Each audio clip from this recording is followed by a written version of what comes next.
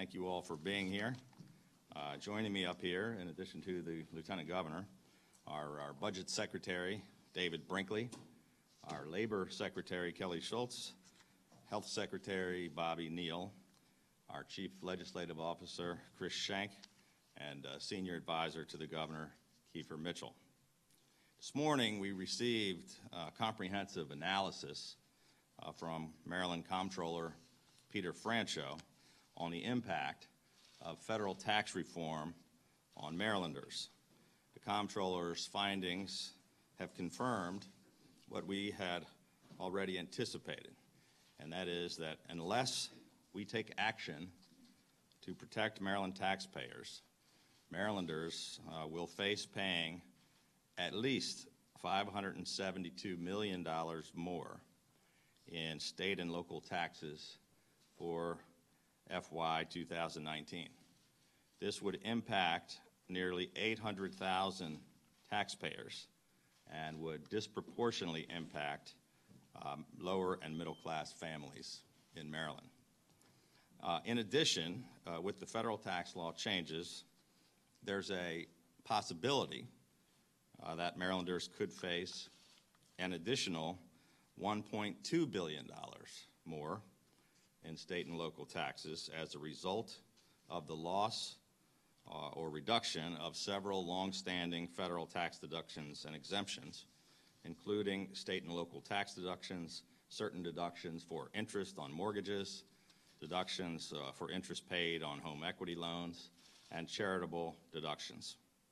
On December 20th, when it became clear that the federal tax reform would officially become law, I immediately announced my commitment to submit legislation to protect Marylanders from the potential negative impacts of this federal tax overhaul on Maryland taxes.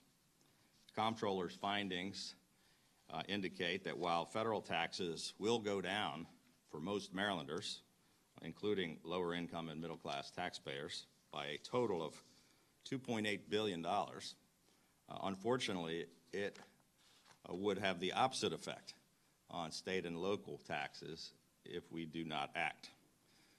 This new federal legislation creates a situation where Maryland taxpayers who want to benefit from the federal tax cuts could only do so if they choose to forego many longstanding Maryland deductions.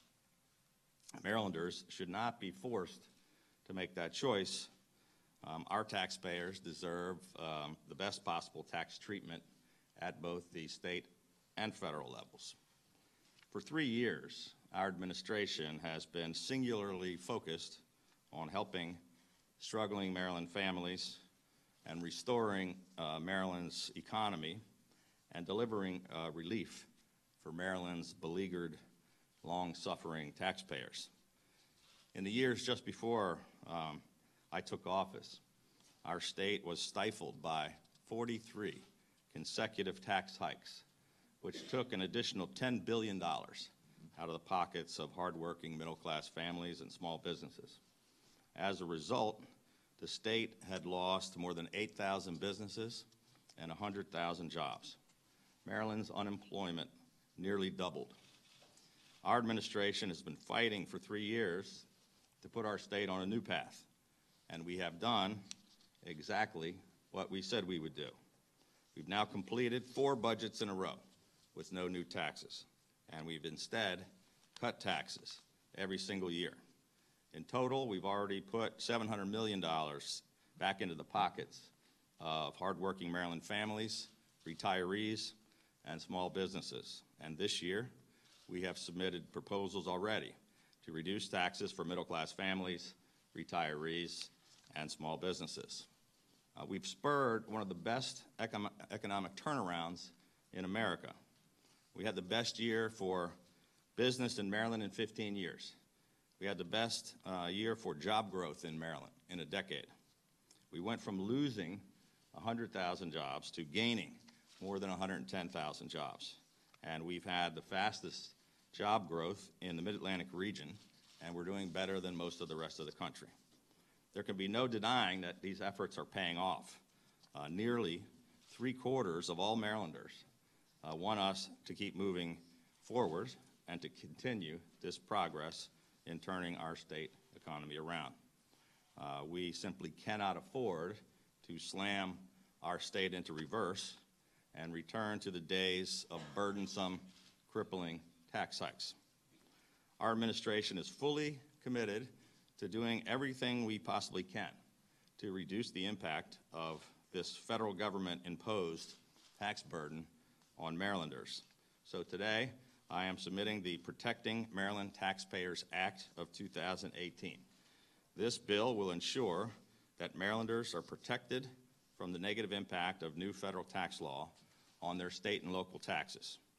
Our entire economic team has been poring over this for many weeks, and we've also consulted with the private sector, with CPAs, tax attorneys, and other experts to help craft a possible solution. Our proposal does two things to address this problem.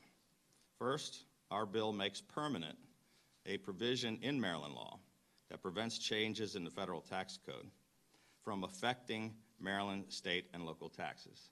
It's very simple and builds on a law that has been on the books for decades in order to ensure that the changes in the federal tax code will not negatively affect state and local taxes here in Maryland. Second, under our legislation, if a person chooses to take the standard deduction at the federal level, you would still be able to itemize and take that deduction at the state level. Doing this will make it possible for Marylanders to get the lower federal rate and get the benefit of no increase in their Maryland taxes. Let me be very clear. Under our proposed legislation, Marylanders will not pay 1 cent more in state taxes as a result of the actions at the federal level. Our legislation ensures that this money will remain in the pockets of hardworking Maryland families and small business owners. Our bill also addresses the potential $1.2 billion possible tax problem related to possible change related to the Maryland personal exemption. As the comptroller reported this morning, there is ambiguity in Maryland law, and which is why the legislature must work with us right now to find a solution which will create certainty rather than ambiguity for Maryland's taxpayers. We simply cannot make Marylanders wait for potentially differing opinions from the Attorney General or a court of law, which could put Maryland taxpayers at risk. Now, we fully understand that various legislators in both houses and on both sides of the aisle have other proposals on possible solutions to this problem. And as I have repeatedly said, that we will work to find the best ideas, regardless of which side of the aisle they come from, in order to reach common sense, bipartisan solutions to the serious problems that face us. I'm pleased that the Senate President and the House Speaker joined us in expressing concern over this impact of federal tax reform on Maryland taxpayers. We were pleased to hear that they share our desire to protect Marylanders who would be negatively impacted by the federal changes. Protecting Maryland taxpayers is a bipartisan issue, and we are calling on the legislative leaders to sit down with us and to work together in the weeks ahead in a bipartisan manner in order to do the right thing for hardworking taxpayers of Maryland. Rather than debating it in the media or playing politics for the next couple of months, I hope we can just come together and find a solution, a bipartisan solution that protects our taxpayers. Election year politics can wait, but Maryland taxpayers cannot. Today, I am appointing a negotiations team made up of the 5 senior members of my administration who are standing up here with me today. All of them are former legislators from both parties and both houses. And I've directed this group to work together with legislative leaders in both houses and on both sides of the aisle in order to negotiate an agreement with the legislature on the best way forward in order to protect Maryland taxpayers. But this isn't the only issue that I am asking this team to work on with the legislature. There is another very serious issue facing us, but this one is one that some people seemed reluctant to talk about. But as a result of the actions and inaction in Washington, the Affordable Care Act will force insurance rates in Maryland to increase by 50% or more. We all know that these increasing tax rates have been a problem for, I think, 9 years now, and are a direct result of the massive changes to the health care laws made in Washington. These problems have only increased due to the complete dysfunction and lack of action coming out of Washington for far too long. Very simply, it seems that neither political party in Washington, Republicans or Democrats, have the ability or the will to fix these problems. But our state will need to address them head on. Today, I am announcing that my administration and this same negotiations team is going to work with the legislature to develop bipartisan solutions that make sense for the state in order to stabilize our market, stabilize rates, and prevent these massive rate increases. Let me be very clear. The stakes here are tremendous. If nothing is done, rates will increase by at least 50% in the individual market. It's possible that the market could entirely collapse. Thousands could lose their health care coverage. And Maryland's Medicaid waiver, which our administration has worked tirelessly and spent the past year working to protect, and we just recently had the success of negotiating an extension with the federal government. We could lose that, which means $2 billion annually to the state.